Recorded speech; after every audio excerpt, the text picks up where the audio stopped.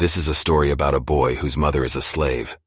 He's separated from her when he's only a few weeks old. After that, his grandmother takes care of him. When he's 6, his grandmother takes him to the plantation to work and leaves him there intentionally. He never recovers from this betrayal of abandonment. Later on, he was sent to work for slavery, a cheap carpenter by his master. Despite a ban on teaching slaves, the carpenter's wife starts teaching him the English alphabet.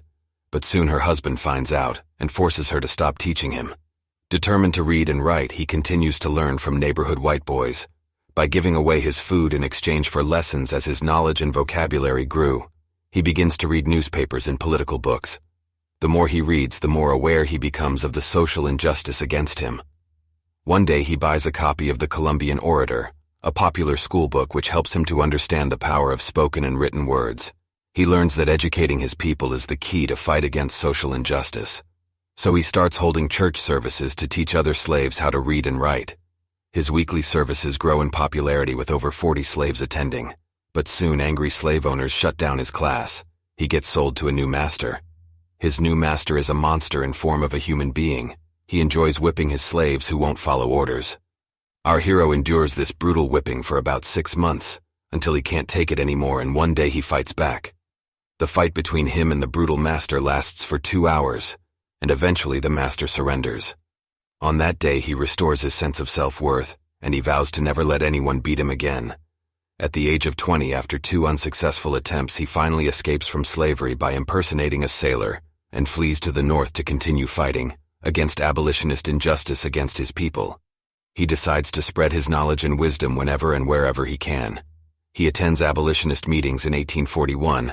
After attending an abolitionist convention, he takes the opportunity to become a lecturer for the Massachusetts Anti-Slavery Society.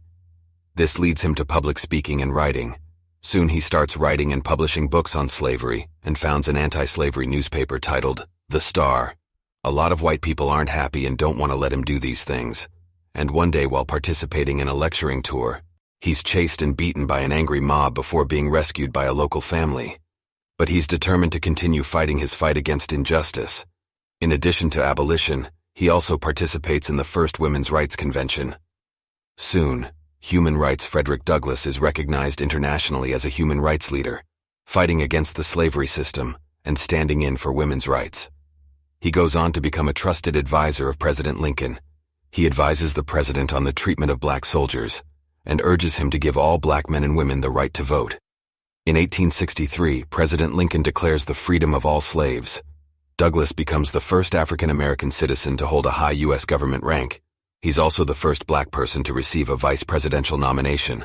Although he did not campaign for the office, he keeps on inspiring people to use the power of education to effect positive change in themselves and society. His words will inspire future presidents and inspire those who will fight for justice after him.